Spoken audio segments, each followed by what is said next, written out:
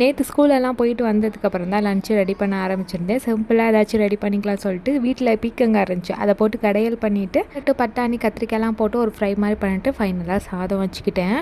காலையில் அவசரமாக போனனால தண்ணி எதுவுமே செடிக்கு ஊற்றலை. சரி வந்து தான் ஊற்றியிருந்தேன். உங்கள் வீட்டில் யாருக்காச்சும் ரோஸ் செடி வைக்கணும்னு ஆசையாக இருந்தால் இந்த 7 days ரோஸ் வாங்கி வைங்க. நல்லா பூ பூக்குது, நிறையா முட்டு வைக்குது, நிறையா பிரான்ச்சுமே விட்டுட்டே இருக்குது. சாப்பிட்டெல்லாம் முடிச்சுட்டு ஈவினிங் மேலே எனக்கு ஏதாச்சும் ஸ்நாக்ஸ் வேணும்னு பாப்பா கேட்டுட்டு இருந்தா. வீட்டில் கோதுமை மாவு இருந்துச்சு, அதில் கொஞ்சமாக சர்க்கரை சேர்த்து ஏலக்காய் தூள் போட்டு அவளுக்கு குட்டி குட்டியாக போண்டா மாதிரி போட்டு கொடுத்தேன். ஸ்நாக்ஸ் ரொம்ப சிம்பிளாக குயிக்காக 5 நிமிஷத்துலேயே ரெடி பண்ணிடலாம். அவளுக்கு அதை செஞ்சு கொடுத்து சாப்பிட வச்சுட்டு நைட் டின்னர் பண்ணுறதுக்கு வந்துட்டேன். மதியானம் வச்ச ரைஸ் கொஞ்சமாக மீதாக இருந்துச்சு, அதில் வெஜிடபிள்ஸ்லாம் போட்டு ஃப்ரைட் ரைஸ் மாதிரி பண்ணி கொடுத்தேன். ஹஸ்பண்ட் சாப்பிட்ருவாங்க, அதனால் அவங்களுக்கு ஃப்ரைட் ரைஸ் பண்ணி கொடுத்துட்டேன். அந்த போண்டா சாப்பிட்டனால பெருசாக எதுவுமே சாப்பிடவே இல்லை. எனக்கு மட்டும் வெஜிடபிள்ஸ் நிறையா போட்டு ஒரு கோதுமை ஆடை பண்ணிக்கிட்டேன்.